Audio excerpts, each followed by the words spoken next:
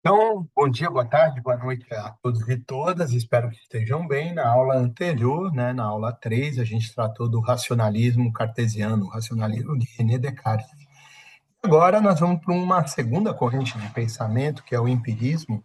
Tanto no racionalismo subjetivista, teríamos outros autores para além de Descartes, mas Descartes é modelar, e também teríamos outros autores, inclusive, talvez mais elaborados, mais refinados, como é o caso de Spinoza, mas preferimos o Descartes pelo que ele simboliza, como um pensador da modernidade, uma vez que é considerado o fundador da filosofia moderna. Agora nós vamos para uma outra corrente, que é o empirismo, e no caso do empirismo nós elegemos para falar sobre ele, daquele que talvez seja o mais radical, que mais foi a raiz na elaboração das ideias empiristas, né? O empirismo é uma corrente que julga que toda fonte do conhecimento vem da experiência, tá certo? Então, na aula passada eu optei, no fim, por não expor os slides. Nessa aqui eu vou colocar os slides e para que vocês possam acompanhar, ter a informação visual ao mesmo tempo que tem a informação, a exposição oral, tá certo? Então, um pouquinho só para eu poder fazer. Tá aqui, vamos ver se aparece na tela. Apareceu na tela, ainda bem. Então vamos lá, estamos aqui na quarta semana, que iria de 26/5 a 2/6, mas sabemos nós estendemos um pouquinho o prazo da entrega da avaliação em virtude das dificuldades apresentadas por vocês aos professores tutores. Por isso que só estou mandando o vídeo agora, porque supondo que vocês resolveram sobre a apresentação da atividade, sobre o filme Em Nome da Rosa, cotejando com racionalismo, humanismo e método. Então, a partir de hoje, vocês têm disponíveis as aulas 3 e 4. Estou aqui gravando a aula 4, que é sobre o racionalismo objetivista empirista de David Hume. Temos aqui, a imagem do Hume, né? E sigamos. O Hume morreu em 1776, gente, né? Então é um sujeito do século XVIII. Salvo Romeu, ele nasceu em 1711. Depois eu confirmo aqui a informação para vocês. Ele viveu uma ambiente cultural distinta da vivida por Descartes, porque ele nasceu na Grã-Bretanha, ele era escocês, então ele viu o nascente capitalismo industrial. Então era difícil para alguém que nasceu na Grã-Bretanha e viu o fortalecimento do capitalismo industrial, você julgar que você não pode saber se você está acordado ou está dormindo, né? Se o que a experiência sensível, obviamente, não é possível de ser contestada. A geografia muitas vezes nos ajuda, a geografia, a história, a entender por que o pensador pensou o que pensou, né? Então, no caso dele, ele está lá na Grã-Bretanha, está vendo o capitalismo, e ao ler o que o Descartes apresenta, ele diz: olha, não faz sentido, imagina. A fonte do conhecimento é justamente a experiência sensível, aquilo que o Descartes diz que não se pode confiar.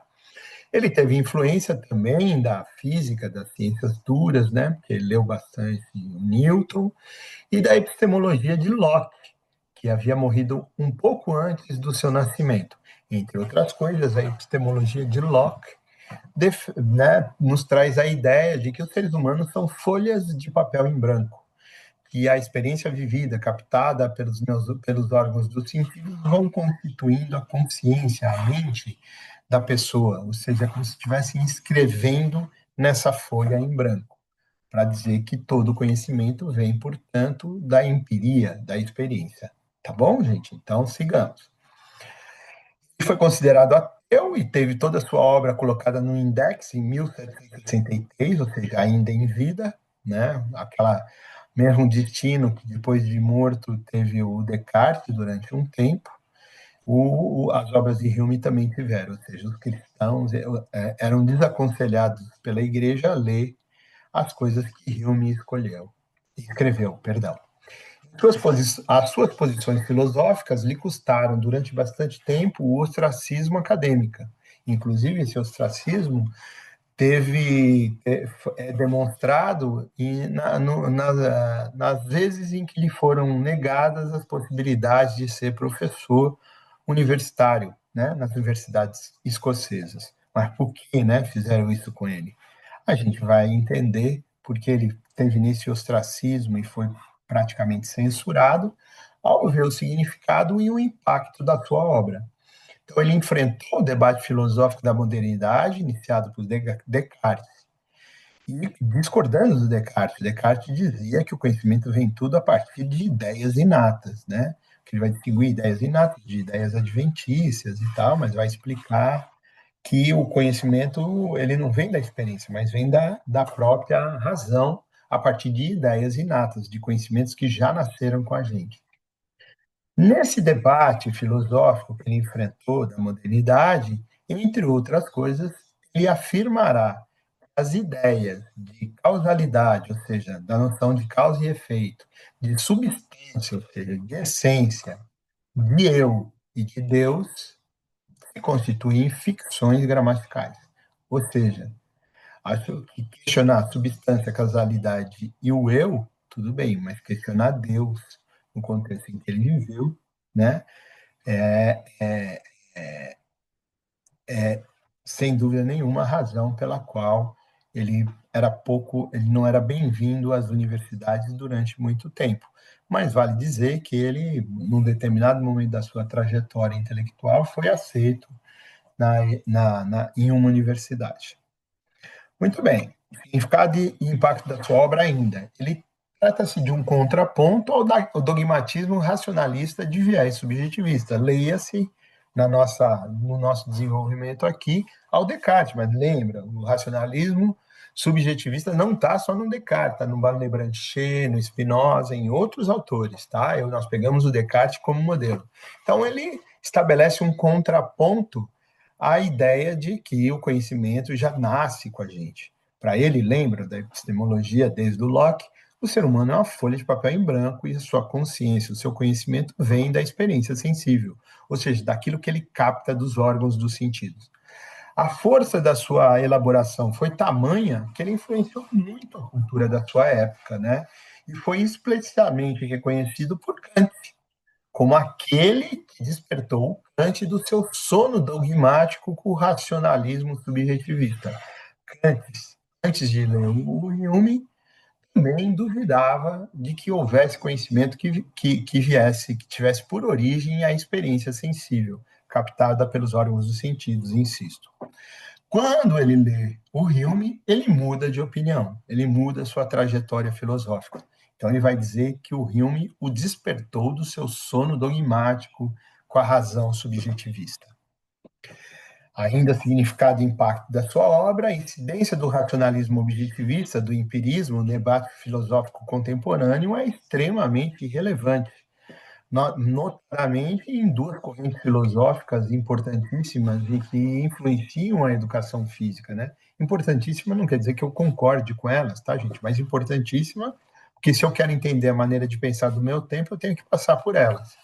Uma que é o positivismo, que ele é empiricista, né? O Durkheim vai dizer o fato fala por si só, nós já só temos que descrever o fato social, né? E a fenomenologia que dirá que não há distinção entre aparência e essência, ou seja, o que você capta pelos órgãos dos sentidos, aquilo que parece ser, já é a verdade, porque não há distinção entre aparência e essência. Por exemplo, você vem com o seu carro e vê uma sombra de uma árvore e pensa que aquela sombra de uma árvore é um buraco, desvia e sofre um acidente, diria o fenomenólogo. Aquilo era para você um buraco. Então, aquilo que imediatamente você viu foi o que foi verdade para você. E aí, né, eu diria em contraponto que não, aquilo é objetivamente uma sombra de uma árvore. Se você não viu direito, se você ficou no âmbito da aparência, é justamente porque você acha que a aparência e a essência estão imediatamente ligadas. Obviamente, nas posições do positivismo como da fenomenologia, estão presentes as elaborações, né, do empirismo, mais do que isso, do empiricismo, né, daquilo que reduz tudo à experiência. Na sua obra, A Investigação sobre o Entendimento Humano, o Hume, assim como Descartes, nos dá uma explicação do que tem aqui no nosso HD, na nossa capacidade de racionalizar. Ele vai dizer quais são os elementos do conhecimento. A razão dispõe de dois elementos para conhecer: a impressão, captável pelos órgãos do sentido, e a ideia. Lembra que a palavra ideia estava no Descartes, mas vocês verão que ideia aqui é totalmente diferente do que no Descartes. O Descartes, ideia é essa iluminação natural, essa ideia inata, com a qual eu sou capaz de desenvolver o meu conhecimento. Ideia, para o Hume, é a cópia da impressão. Então, impressão é a experiência vivida, captável pelos órgãos do sentido. Tato, visão, olfato, paladar, audição. Então, agora, eu estou aqui com uma caneca da UNB, ó, que é uma caneca branca, com azul, verde, escrito Universidade de Brasília, né? Ó, que eu mostrei para vocês. Mostrei para vocês, agora que vocês estão olhando, vocês estão tendo uma impressão. Vocês estão olhando e são capazes de descrever esse objeto. Quando a professora de redação punha um vaso, alguma coisa para a gente fazer uma descrição, isso seria, para o filme, a impressão, que você está captando com seus órgãos do sentido. Tato, visão, olfato, paladar e audição. É a ideia? Olha, eu mostrei a caneca para vocês. Agora eu tirei a caneca. Quando eu tirei a caneca, vocês já viram a caneca, né? Mas vocês agora têm na cabeça de vocês uma cópia da impressão, ou seja, a impressão se tornou memória. E vai dizer o Hume, essa cópia da impressão, ela é sempre mais frágil do que a própria impressão, né? É uma cópia, como o termo que ele vai usar, pálida da impressão, ou seja, a impressão guardada em forma de memória. Qual é a origem da ideia? A origem da ideia é, para o empirismo, a impressão. Aquilo que eu captei pelos meus órgãos do sentido e que agora tem forma de memória. Então, por mais vocês vão recordar a caneca, né? Falar sobre ela, mas, por exemplo, como vocês não podem tocar na caneca, vocês não sabem se ela é de plástico ou é de cerâmica. Eu sei que eu estou aqui do lado dela, mas vocês não sabem. Por isso, a ideia é sempre uma cópia pálida da impressão. A impressão é sempre mais verdadeira.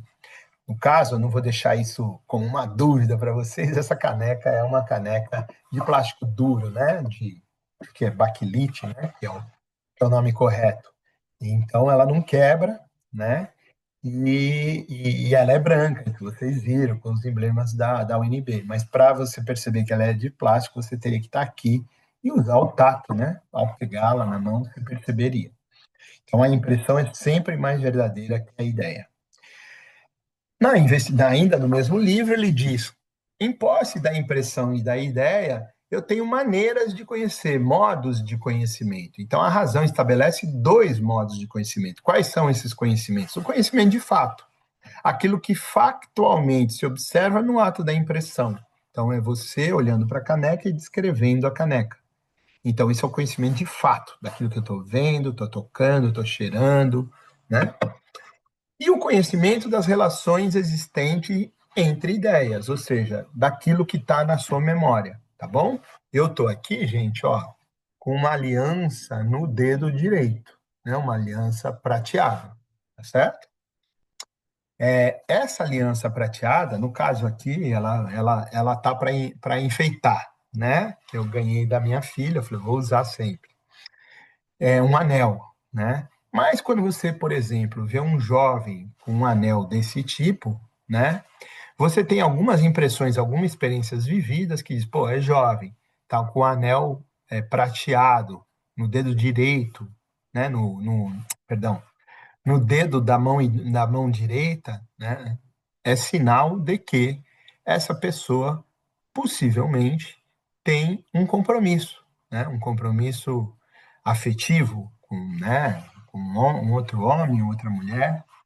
É um anel de compromisso, né? Que é uma coisa antiga, quando você pede alguém para namorar e passam a usar o anel de compromisso, tá certo? Então, essa essa ideia que eu estou explicitando para vocês a partir do anel é a cópia de uma impressão que eu tive, que eu captei com os órgãos dos sentidos quando falei, poxa, um casal com anéis no mesmo dedo. Eu falei, por que esses anéis? Ah, porque nós queremos mostrar para todo mundo que nós somos compromissados, que nós somos namorados. Então, aí, ao observar alguém com um anel no dedo anular direito, da mão direita, eu posso relacionar com essa ideia, com isso que está em forma de memória, e fazer um desdobramento. Ou seja, eu posso relacionar ideias. Eu estou vendo a aliança nesse momento no meu dedo, e a partir disso eu posso relacionar com outro conhecimento que eu tive a partir das impressões, e que estão na minha cabeça em forma de ideia. Então eu posso relacionar ideias, né? Eu posso ver qual a relação existente entre essas ideias. Então, o conhecimento de fato é quando eu estou no ato da impressão, guardei em forma de memória, e aí eu tenho uma memória de uma coisa, de outra, de experiências vividas, que estão em forma de ideias, e eu posso relacionar essas ideias. Então, o conhecimento da relação existente entre ideias é a observância da relação existente entre opções impressões já obtidas e armazenadas em forma de ideias, tá? Isso aqui é dispensável do slide, né? Então, vamos seguir. Muito bem. Então, o Hume estabelece uma fonte de conhecimento. Qual é a origem do conhecimento? Não há conhecimento que não proceda, que não venha da experiência. Qual é o limite do conhecimento? A experiência sensível, passada e presente. Eu vou daqui a pouco explicar isso para vocês. E qual o critério de verdade? Qual o limite do conhecimento? A experiência sensível. E qual o critério? Só é verdadeiro o conhecimento procedente da experiência sensível. Então, daquilo que eu vi, que eu toquei e tal, que eu armazenei muitas vezes em forma de ideia. O critério é o seguinte: só é verdadeiro aquilo sobre o qual você teve experiência, tá? Obviamente, vocês percebem porque ele foi considerado ateu e, de fato ele era um agnóstico, né? Porque ele diz, bom, eu tive experiência da existência de Deus, pô, então como eu vou dizer que isso é uma verdade, que é um conhecimento, né? Isso é uma mistificação, não é conhecimento, dirá o Hume, é um empirista, né? Um materialista. O materialista aqui no caso, porque ele julga que a matéria, que é a existência, né, que traz o conhecimento. Aliás, é bom a gente esclarecer. Idealista é toda a filosofia que julga que a ideia, a consciência antecede a existência. E materialista é toda a elaboração que julga que a materialidade antecede, precede a consciência. Tá certo? Então, essa é a principal diferença. O conhecimento vem da materialidade para os materialistas e vem das ideias para os idealistas, tá certo? O critério só vou tomar como verdadeiro aquilo com o qual eu tive experiência sensível, tá? Agora, ele diz aqui que é possível, o limite do conhecimento é a experiência passada e presente. Por quê? Critério de verdade é só o que eu tenho experiência sensível, dirá ele. Então, eu só posso falar com 100% de certeza sobre o que eu estou vendo agora, no presente, e sobre as experiências passadas. Mas eu não tive experiência das coisas futuras. Então, esse conhecimento de outras experiências, mesmo que sejam repetidas daquelas que eu já tive, eu não posso afirmar com 100% de certeza. Ao dizer isso, em outras palavras, o Hume está questionando o princípio da causalidade. A ideia, desde Aristóteles, que todo o efeito tem uma causa e que ao observar o efeito eu posso compreender a causa. Por exemplo, quando sua mãe diz: filho, filha, não saia na chuva para não se molhar e não ficar doente. Ela está organizando três fenômenos aí, dizendo que o fenômeno da chuva molha você e que o fato de você ficar molhado pode levar a ficar doente. Baseada no quê? Nas experiências passadas. Então, ou seja, o efeito de ficar gripado tem por causa, como causa, a chuva que você apanhou, né? E aí você ficou molhado, isso baixa a sua imunidade. Então, sua mãe estabelece uma relação de causa e efeito, ou seja, sua mãe antevê o que vai acontecer pela sua experiência. Muitas vezes, os mais experientes, que já tiveram acúmulo, né, de experiências captáveis pela sensibilidade, né, pelos órgãos dos sentidos, eles têm essa sapiência de nos dizer o que pode acontecer, né, tendo em vista que eles já viram muitas vezes isso acontecer. Então, esse é o princípio da causalidade. O Hume, partindo da ideia que verdade, partindo da concepção, da compreensão, que verdade é certeza absoluta, então ele diz: olha, se eu estou fazendo ciência, não pode restar dúvida. Ele tem a mesma compreensão de verdade do Descartes, que é certeza absoluta. Então ele diz: com 100% de certeza, eu só posso afirmar aquilo que eu estou vendo, tocando, cheirando agora, né? E aquilo que eu vi, toquei e cheirei no passado. Agora, eu não tenho certeza absoluta do que aconteceu agora, do que aquilo que aconteceu neste momento acontecerá também em experiências futuras. Isso para fazer ciência, porque ele tem a noção que ciência busca a verdade, verdade é certeza absoluta. Em outras palavras, ele está questionando o princípio da causalidade. Né? Vamos aqui, né? O próximo slide, né?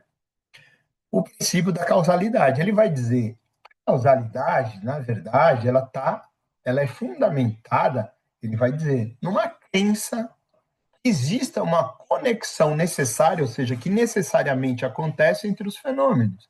Por exemplo, sair na chuva, se molhar e ficar gripado. Ficar gripado é um fenômeno, ficar molhado é outro, chuva é outro fenômeno, que estão relacionados a uma conexão entre eles. Então, ele dirá: isso é uma crença, né? Não é algo científico. Por quê? Porque pode ser que para o futuro isso não aconteça. E se não acontecer, aí aquilo que eu achava que era certeza absoluta não é certeza absoluta. Agora, posso afirmar com certeza absoluta que isso aconteceu hoje, que aconteceu ontem. Aí tudo bem, isso eu posso afirmar. Marcelo ficou gripado porque saiu na chuva, se molhou e ficou doente, né? Ficou doente.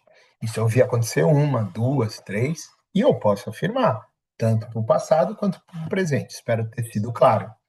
Isso leva ele a ser um cético em relação à nossa capacidade de antever o futuro. Porque se o limite do conhecimento é a experiência sensível, dirá ele, é impossível um conhecimento científico sobre o futuro, porque eu ainda não tive experiência do futuro.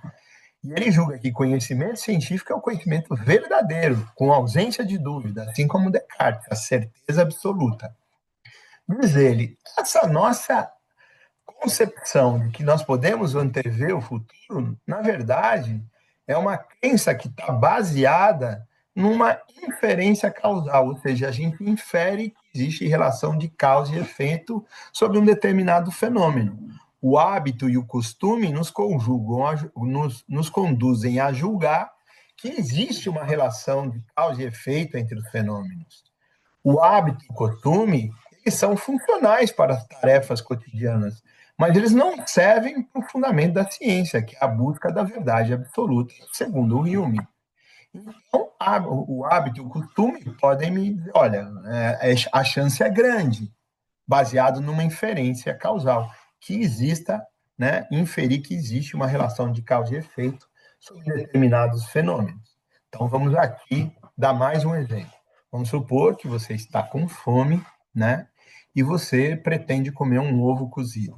Então, como que a gente faz um ovo cozido, né? A gente pega, bota água numa panela, né, num vasilhame de metal que possa ser levado ao fogo. Nós não precisamos fazer que nem na Guerra do Fogo, né, de friccionar dois gravetos secos para produzir fumaça, botar a palhinha e produzir fogo, porque os fogões têm o acendimento automático. Então, o que, que eu faço? Eu aperto o acendimento automático antes de ligar o gás, para não correr o risco de nenhum acidente. Liguei o gás, acendeu a chama. Aí eu boto a água que está dentro da panela no fogo e boto um ovo dentro dessa água. Depois que começou a ferver, se eu quero o ovo cozido, eu vou calcular uns 6, 7, 8 minutos, né? A depender da força da sua chama e tal. Mas para garantir que ele vai estar no estado em que você pretende, no estado sólido, você deixa passar uns minutos, às vezes até 9, 10 minutos, falar, agora eu tenho certeza que ele vai estar cozido, né? Muito bem. O Hilme diz pra gente, Marcelo, você está fazendo isso agora? Fiz. Aconteceu isso? Aconteceu. Então você pode afirmar com 100% de certeza que o ovo ficou cozido. Mais que isso, você já fez antes? Já fiz antes. E cozinhou, cozinhou, ficou cozido. Então você pode afirmar que no passado ficou cozido. Mas o que você não pode afirmar, diria o Hume, para mim, com 100% de certeza, que amanhã ficará cozido. Você não teve essa experiência ainda. Vai que não fica cozido. Aí você vai perceber que essa relação, essa conexão entre fenômenos que você julgava que havia entre a água fervente, o ovo cozido, a chama, o aquecimento, era uma inferência causal. E por ser uma inferência causal, né, ela não aconteceu de novo. Você achou que o hábito e o costume já eram a ciência, e eles não são. Eles são funcionais, como experiências vividas, para dizer: olha, Marcelo, é muito possível que o ovo fique cozido. Mas quando eu digo é muito possível, para o Hume, eu não estou fazendo ciência, porque existe a hipótese de não ficar cozido. Tá? Então, dirá ele, a inferência causal, o hábito e o costume, nos conduzem a julgar que existe uma relação de causa e efeito, e para o dia a dia, o hábito e o costume são funcionais. Eu aconselho vocês, se tiver fome, fazer da maneira que eu fiz e o ovo provavelmente vai ficar cozido, diria o Hume. Mas isso não serve para os juízos científicos, que são aqueles com 100% de certeza. Tá bom? Então, façamos uma síntese aqui regressiva do Hume. Então, para o Hume, a experiência é a origem e o limite do conhecimento científico. Só há certeza absoluta sobre aquilo que se teve experiência. Lembra das impressões que se tornam ideias. Hume, ao questionar a nossa capacidade de afirmar coisas com 100% de certeza sobre o futuro, nos traz um ceticismo, né? Um limite. Ele é cético, né, com a nossa possibilidade de afirmar coisas com 100% de certeza, de prever seguramente, cientificamente, o futuro. Em relação ao Descartes, né, temos continuidades e rupturas em relação ao pensamento dos dois. Ambos são racionalistas. Ambos dizem que é a razão humana que pode distinguir o verdadeiro do falso. Porém, eles divergem quanto à origem do conhecimento. Para o Descartes, a fonte de todo conhecimento é a ideia inata. Para o Hume, a fonte de todo conhecimento é a experiência sensível. Tá? Eles são racionais, mas a fonte do conhecimento racional é para cada um dos dois distinta. As continuidades e rupturas ainda. Ambos são humanistas, ou seja, eles dizem é a razão que distingue o verdadeiro do falso, a fonte do conhecimento para um é a ideia inata, para o outro é a experiência. E quem é capaz de fazer isso? Os seres humanos, não é cachorro, não é vaca, não é bode, os seres humanos, por isso são humanistas, né? Mas o protagonismo do humano na descoberta do conhecimento é distinto para cada um dos dois, né? Para o Descartes, a nossa consciência, o sujeito é que determina o objeto. Ideias inatas, a partir dessas ideias inatas, ele analisa, decompõe, usa a intuição, a dedução, soma e diz o que é a realidade objetual, ou seja, a realidade objetual, aquilo que está para fora de mim, não me traz conhecimento nenhum. A atividade é toda do sujeito, por isso o racionalismo subjetivista. Para o Hume, há uma determinação do objeto sobre o sujeito, ou seja, o sujeito, quando nasce, é uma folha de papel em branco. É a experiência, a realidade objetiva que traz o conhecimento para a nossa consciência. O sujeito, então, ele é determinado pela realidade, pelo objetual. O objeto determina o sujeito. Em epistemologia, gente, a relação sujeito-objeto na apreensão do conhecimento é a relação fundamental. A epistemologia é discutir isso. Como é que se dá o conhecimento? Como é que se dá essa relação sujeito-objeto? Digamos, ainda continuidades e rupturas. Ambos são humanistas, racionalistas e têm preocupação com o método, mas os métodos são distintos, os caminhos são distintos. Para Descartes, o método se pauta na dúvida e no pressuposto de que a consciência é anterior à existência. Ele é um filósofo idealista. Hume Para Hume, o método se pauta no pressuposto de que a existência é anterior à consciência, porque o homem, ao nascer, é uma folha de papel em branco, ou seja, ele é um filósofo materialista, é a matéria que determina a consciência. São caminhos para conhecer distintos. Para o Descartes, a experiência não traz conhecimento nenhum. Para o Hume, a fonte de todo conhecimento é a experiência. Continuidades e rupturas, ambos são influenciados pela matemática e pela física com relação à compreensão de verdade. Então, o critério de objetividade, de verdade deles é o quê? O que tem certeza absoluta. A ciência, para eles, é verdade absoluta. Então, para Descartes, para que a filosofia seja ciência, faz necessário que descubra verdades indubitáveis. Hume também se funda na ideia de que verdade é certeza absoluta, tal qual concebeu a física da sua época. Ambos têm uma mesma compreensão de verdade, como ausência de dúvida. Claro que os caminhos são distintos para conduzir a isso, um pela experiência, outro pela ideia inata, mas ambos têm como critério de que verdade é certeza absoluta. Qual a herança, né? Quando eu falo em herança filosófica, insisto, não é no sentido de que concordamos com tudo. Se o idealismo ele é um pouco mistificador, porque diz, olha, porque um nasceu com talento, o outro nasceu com outro, o empirismo ele traz um igualitarismo genérico, ou seja, todos os seres humanos, sejam homens, mulheres, brancos, negros, povos originários, eles nascem como uma folha de papel em branco e a consciência deles é aquilo que ele captar pela experiência sensível, ou seja, a experiência. Então, não tem possibilidade de você justificar a desigualdade pela condição de origem, porque todos nós da origem não somos nada, somos uma folha de papel em branco, que vai, a nossa consciência está lá, limpinha, né? O nosso HD está limpo, e as experiências sensíveis vão constituir a nossa consciência. A partir disso, é possível se questionar a mistificação que todo idealismo carrega. Ele defende uma posição materialista, embora vulgar. Lembra? Ele acha que não é possível prever o futuro. Eu também sou materialista, só que eu sou materialista dialético. Então eu percebo que a consciência humana está no mundo, nós objetivamos a nossa consciência e que ao analisar os elementos da realidade, por exemplo, se for relacionado às ciências humanas e sociais, eu posso descobrir tendências. Por exemplo, hoje em dia tem visto o capitalismo destrutivo, é muito possível que o tempo de vida do planeta diminua significativamente. Agora, isso se nada acontecer, mas e se os seres humanos tomarem consciência que precisamos superar o capitalismo e defender o planeta, precisamos superar o capitalismo e defender os seres humanos, pode ser que o planeta não se esgote, mas eu trabalho com tendências a partir da materialidade e construo cenários futuros. Ou seja, é possível uma previsibilidade do futuro.